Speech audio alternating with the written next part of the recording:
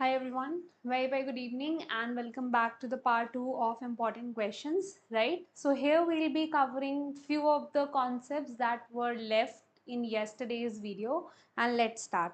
Okay, so yesterday I left you on question number 16 and here we were supposed to calculate the break-even point, right? So has anyone calculated it?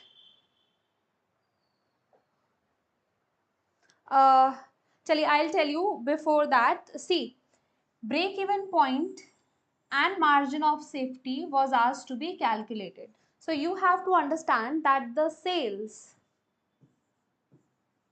a company does is summation of break-even point and margin of safety.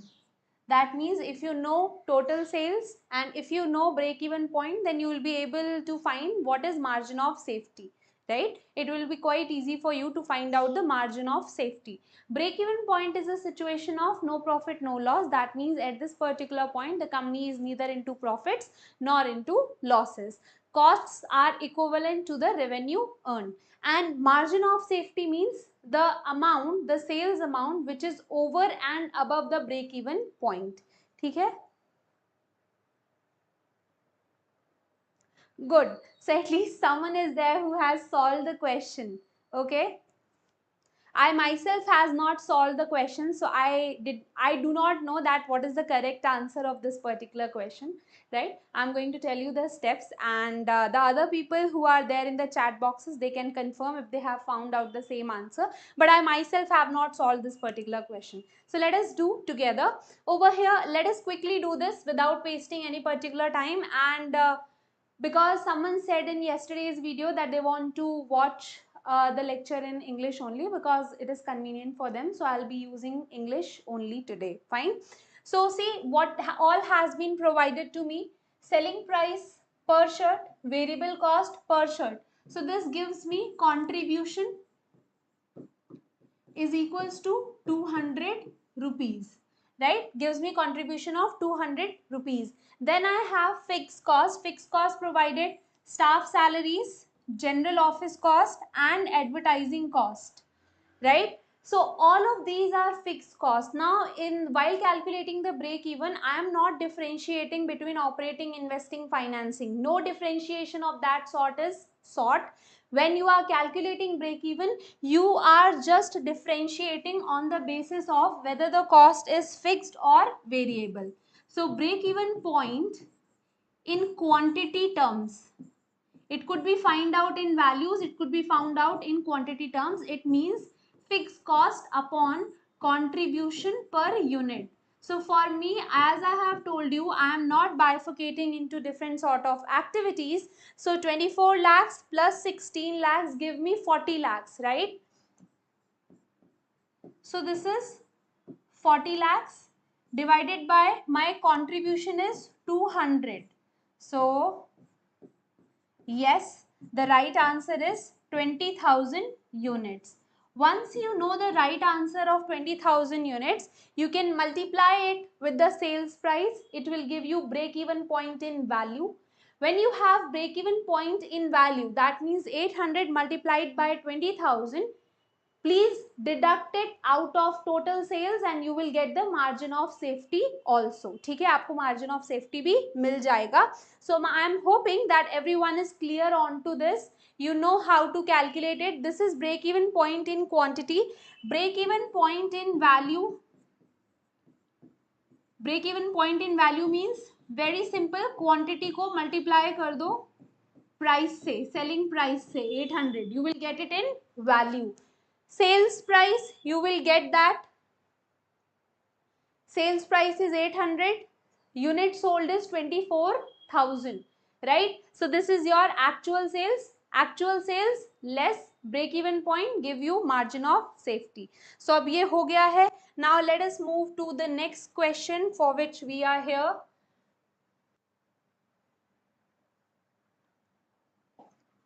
Okay, so this is the question in front of you. First of all, tell me, do you classify it as an easy question or tough question? Whether you will be able to do this or not. If it is asked in examination, whether you will be able to do this or not.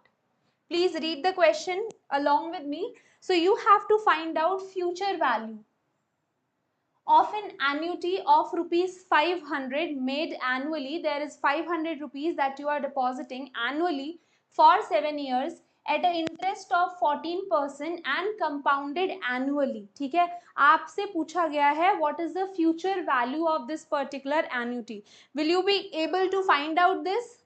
Just simple yes or no I want. As per my opinion, this is the easiest question that we can ask. Formula based, simple, super easy. Any yes or no? So we have to find out future value of annuity.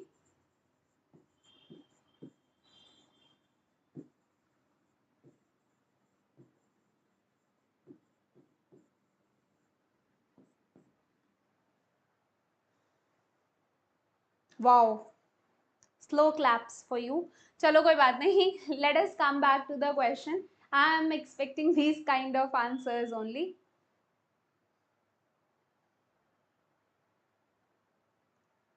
Okay, let's do this. So the formula is, when you want to find out the future value of annuity, first of all write the annuity. Okay, then 1 plus your interest rate, whatever it is, what is the time, less 1 divided by your interest rate. This is the formula. Is it okay? ये आपका formula है future value of annuity का, and I suppose this is very much into your course. Okay, so whenever the future value of annuity you have to find out, this is the mechanism that you are going to follow. Now let us put in the perspective. So A is the annuity amount. Annuity amount means annually I am depositing this particular amount, right? Now next is 1 plus, what is my interest rate? My interest rate is 14%. So what shall I write?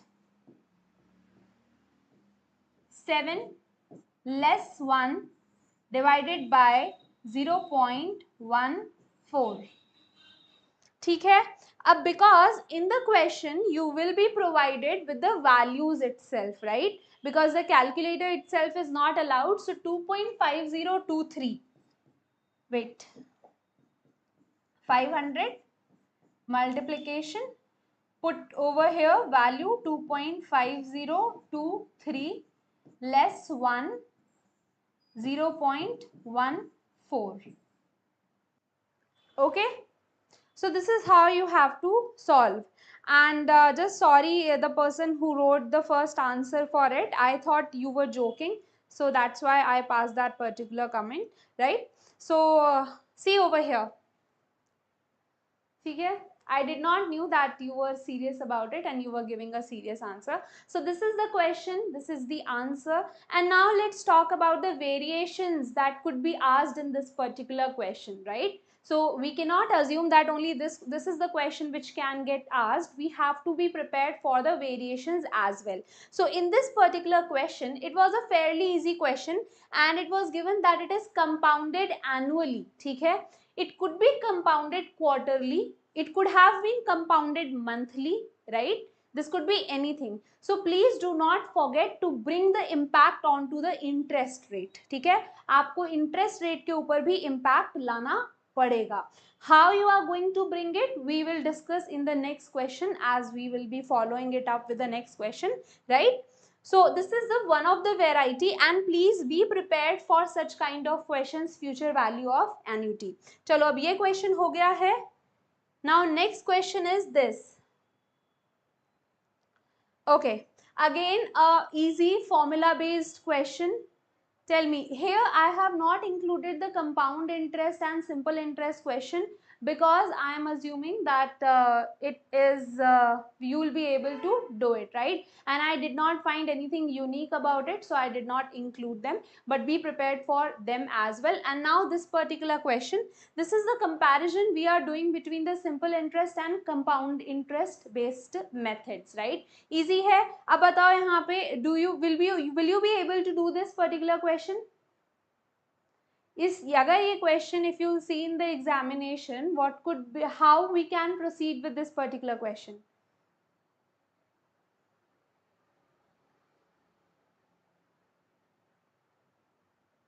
बताइए।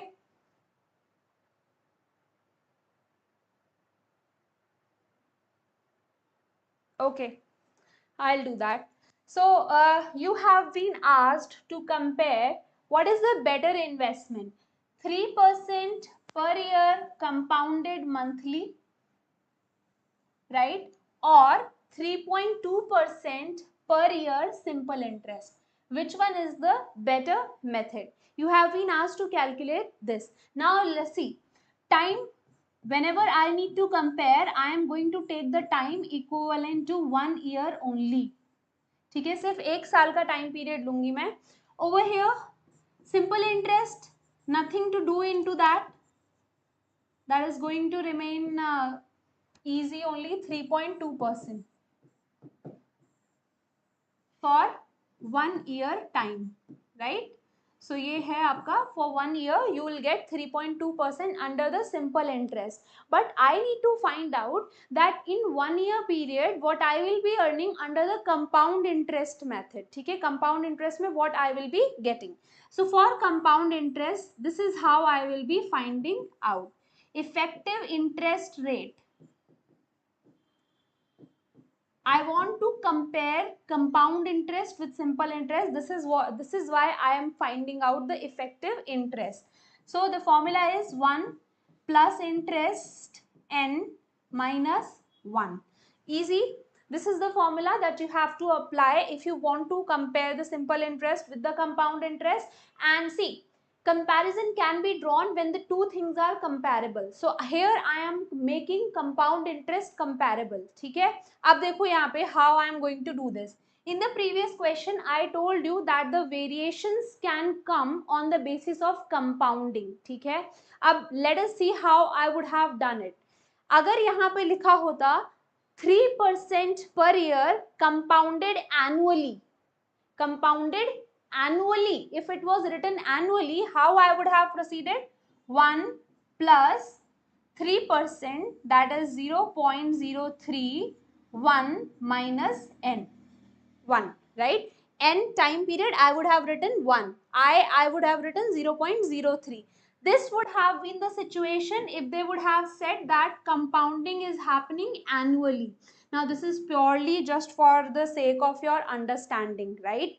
But they are saying that the compounding is happening monthly. First tell me, all of you who are watching right now, tell me, do you understand how does simple interest operate and how does compound interest operate? Do you have any idea about it? Just simple yes or no, because I am feeling like I am telling this and nobody knows anything. Means I do not have any idea that what are your understanding levels on this particular topic.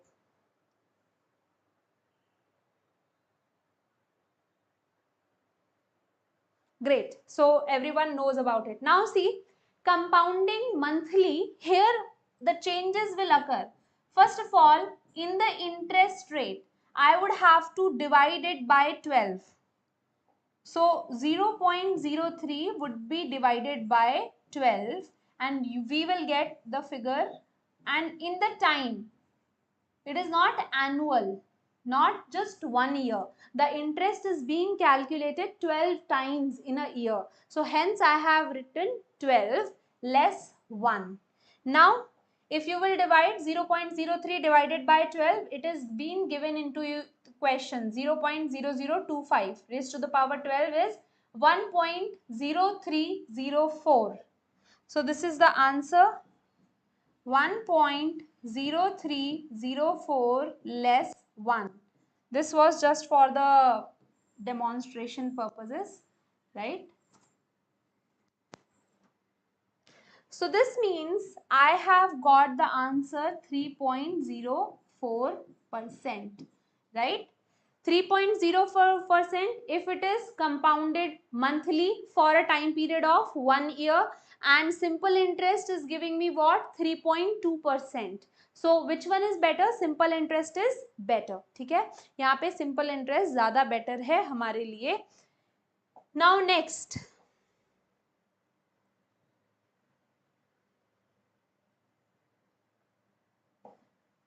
Let us see this particular question. See, whatever doubt you have regarding the syllabus or anything which is not relevant to the class, please, I have spoken about this repeatedly, that please ask on the helpline number, not in the class, because it does waste the time of other people. Okay, so I'll just request you to please call on to this particular helpline number. In business hours, you will get your reply. Okay.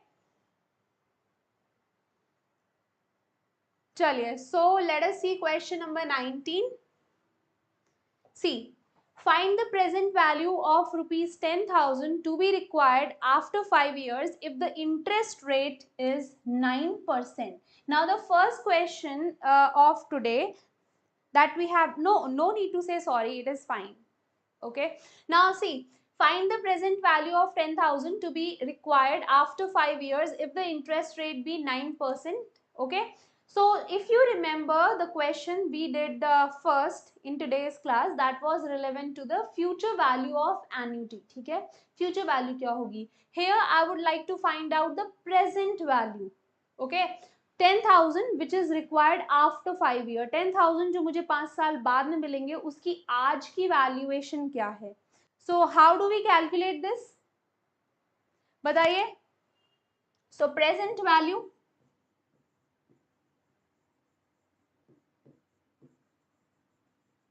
is equal to, what is the amount for which you want to find out the value?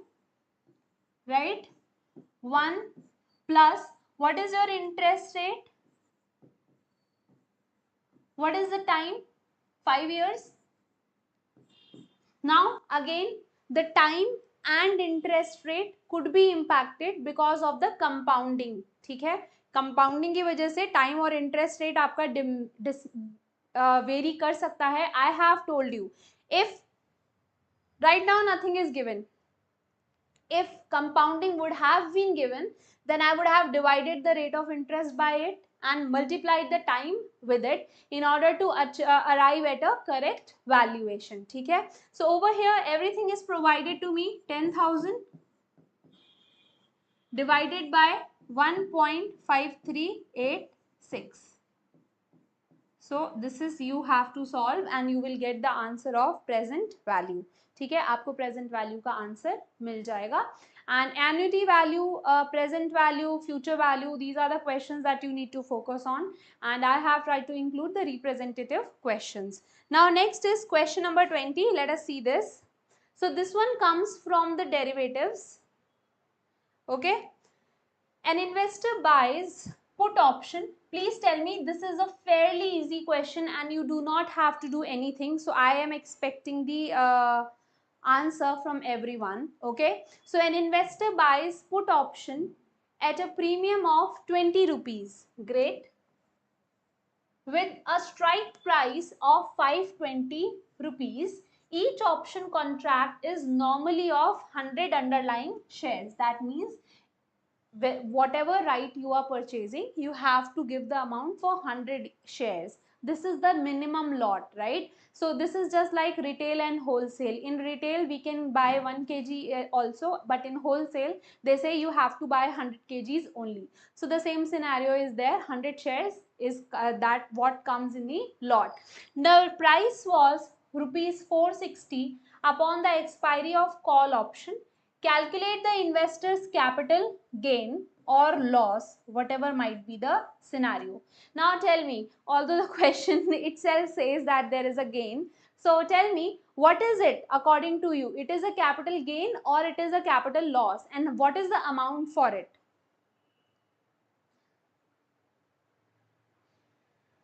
Any answers for it? Okay, who else agrees that it is a loss?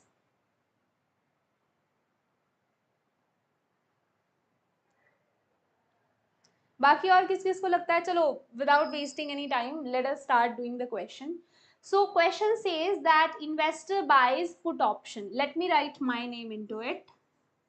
So I have bought put option. Okay, put option का मतलब क्या होता है? Put option means right to sell. That means I have purchased a right to sell. In order to purchase this right, I have to incur a cost of 20 rupees for 100 shares, right? So this is the cost that I incurred to buy this particular right. Now, what is the right I have got?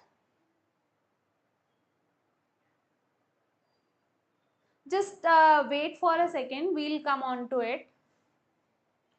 So over here, put option at a premium of 20. Anything we will reverse it, right?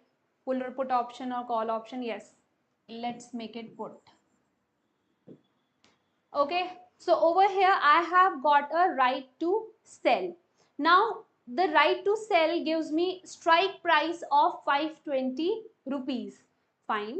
So this right to sell tells me that I can sell at rupees 520. Okay, I can sell at rupees 520. Now, after 3 months, let's say whatever is the duration, after that duration, now the price is 460. So right now the market price is 460 after 3 months. Let us assume that price is 460 after 3 months.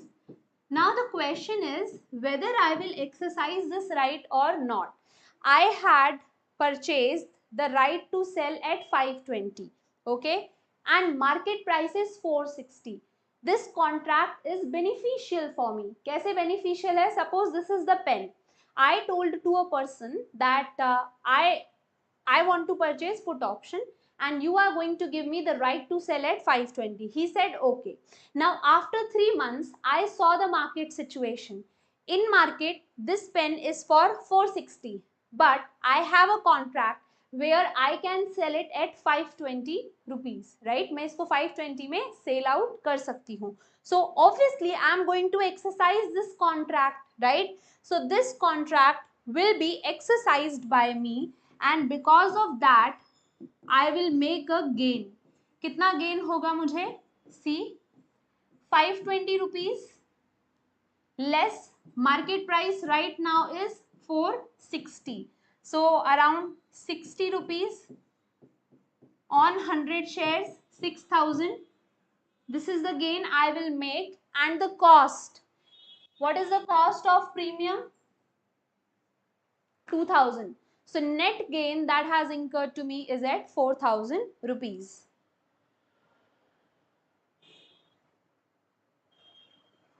यार 1,20,000 का profit कैसे हो गया? 1,20,000 का profit कैसे हो सकता है? चलो कोई नहीं. Everybody else, have you understood this particular concept, right? So I had a right to sell under the contract for 520 rupees. Right now the market price is at 460. Obviously I am going to exercise the contract because this is beneficial for me. I told that person that now you have to purchase this for 520 rupees. I sold this particular pen at 520. Market price is 460. I gained 60 rupees per share. Out of it, 6,000 rupees is the gain amount. I have deducted the cost, that means the cost to purchase this particular right, 2,000, and the net gain that I have is 4,000 rupees. No issues. Now I hope the confusion is clear. Let us see the next question we have, question number 21. Now I can believe that these questions are really confusing. Okay? So you just have to hold it. Nothing else. Now let us see Mr. X. You see, whenever you see a question, please don't believe yourself in the first go. Take step by step, read each line, okay? And after that decide that, okay, this is the put option. That means I have right to sell. Great. That means I can sell it at 520. What is the situation after 3 months? Market prices are lower. That means if I'll sell right now, I am going to make the profit. So he will exercise it, and this is how you have to calculate the gain or loss. Okay. Now let us see question number 21. Mr. X purchased one 3-month call option. ठीक है? With a premium of 30 rupees. So if you have understood derivatives, in order to purchase call option or put option, you have to pay a premium. अगर आपको, if you want to purchase any right, then you have to pay something to purchase that right. Today, if I go in the market and I want to purchase this pen has a cost. So similarly, these options have a cost. They do not come for free. So that is the premium for you. So that is a pure cost for me. Okay. So my cost, let's suppose the lot size is not given in the question. I am assuming that the lot size is 100. I have to purchase 100 shares. Okay. What is the cost for the premium? 30 rupees. So this is the cost that I had to incur. ये तो मेरा purely cost है in order to purchase the call option.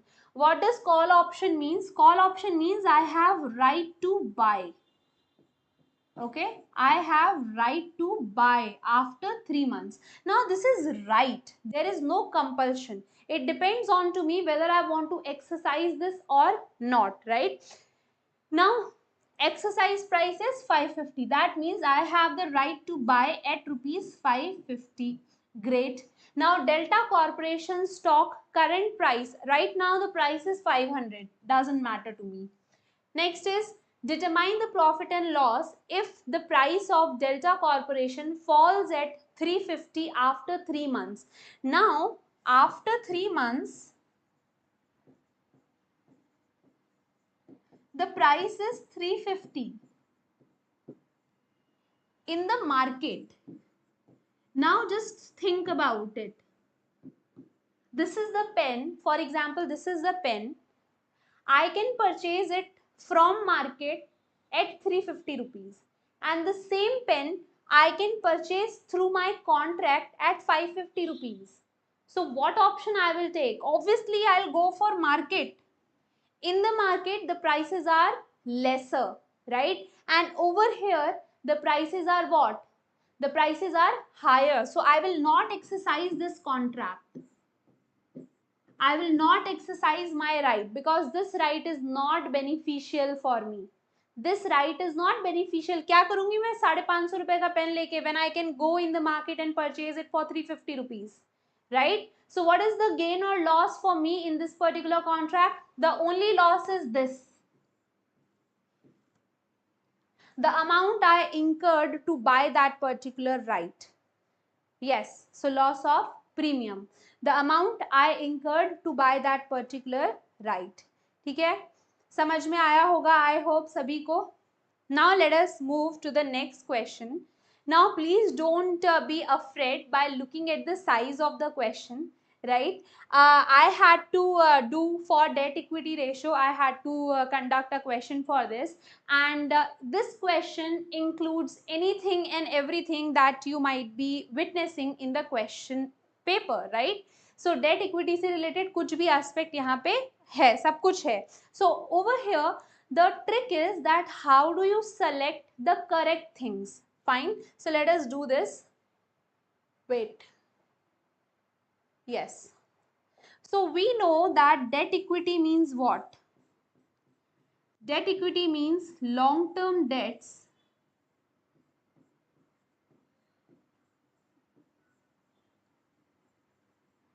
upon shareholders' fund.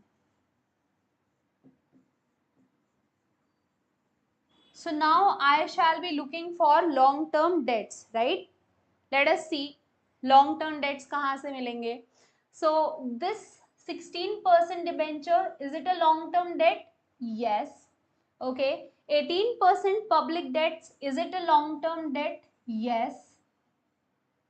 Bank overdraft. Bank overdraft is never considered as a long-term. If it would have been given as bank loan, then I would have considered as a long term because the overdrafts are given for the shorter period of time, right? Creditors are short term, outstanding creditors short term, dividends short term, provision for taxation short term. So this means the long term debts that I have is 60,000 rupees. Okay, dividends and taxation, they do not count under the long term debts. Next, shareholders fund. So while calculating shareholders fund, please remember equity, preference, plus reserves. If there are any sort of miscellaneous expenses in this particular side, like your preliminary expenses, etc., you have to deduct it from your shareholders fund. Okay, so let us see what I have been provided. There is equity share capital, there is preference share capital. Great. So I am going to write 2 lakh rupees plus, are there any reserves? Yes, there are reserves, 1,50,000 as well as the profit and loss account that has been provided in the balance sheet. So 150 plus 20, 1,70,000. This is the reserve. Now the reserves can be in various formats. That could give in general reserve, it could be security premium reserve likewise. So you have to include all the reserves that has been provided. Then fictitious assets like preliminary expenses, miscellaneous expenses, they needs to be deducted. So less 10,000. This gives me my debt equity ratio at 60,000 and 360, right?